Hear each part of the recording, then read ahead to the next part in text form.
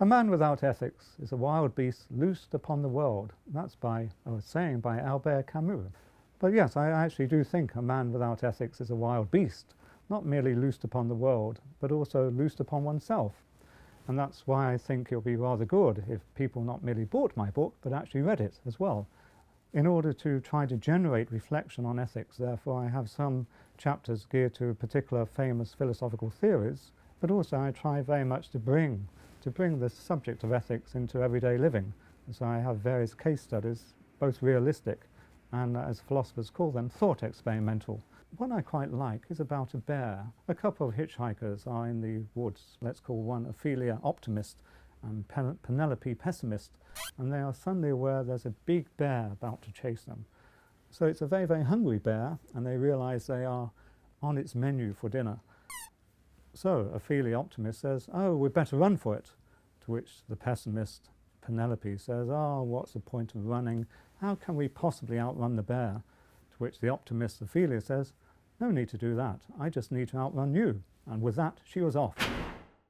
In that particular case, I suppose many people would say it would be natural to run off on your own and see who escapes. But most people, I think, would say, but nonetheless, one ought not to deliberately trip over the other in order to evade the bear.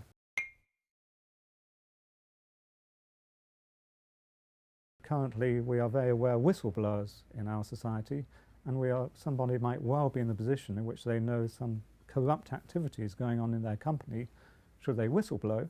But if they do whistleblow, they'll overcome the corrupt activity, but they might cause a loss of jobs of many of their colleagues. A similar sort of example is we can easily think of the cases in which probably all of us often buy cheap clothing in order to get a better deal, and yet the way in which we're getting hold of that cheap clothing is because, in effect, bonded labour, virtually slave labour, is working very hard in underdeveloped countries, earning next to nothing.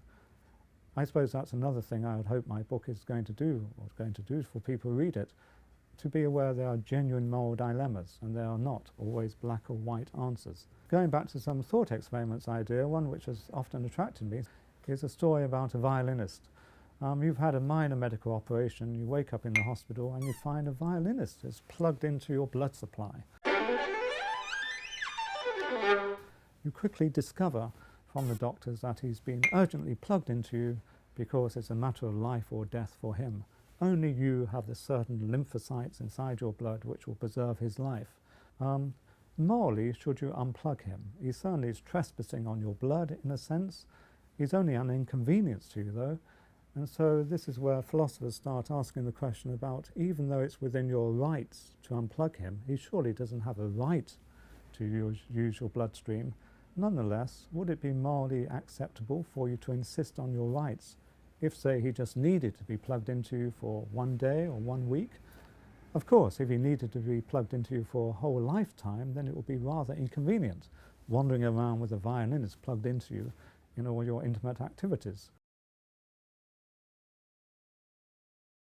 And I suppose in writing this book, I myself have had lots of reflections about quite what do I think about morality, and I tend to think I've ended up being rather more concerned about humanity than perhaps I was when I started off. I am reminded of a nice quote I make use of, that you ought not to judge a man until you walk a mile in his own shoes, which seems a very profound, very caring sort of statement. And then I reflect on the quip someone made, and of course, if you are going to judge that man severely, then you're in an advantageous position because you're a mile ahead of him and he's got no shoes to chase you. So as well as being very deeply concerned about ethics, I think life is also a matter of having a touch of humour, a touch of irony about it. So sometimes you may be getting the feeling this book is going to be a very, very serious piece of work. In fact, it has quite a few touches of humour, I like to think. So as well as going through the standard ethical theories and many standard cases, it does have some concern for how we should view the environment, how we should view non-human animals, and indeed what we should make of our lives. So three big themes in the book to do with theories, though in the end I'm not so keen on theories, is that of utilitarianism, Jeremy Bentham, John Stuart Mill, that of deontology, Immanuel Kant. There was just some things which you morally ought to do, e.g. you ought never to lie.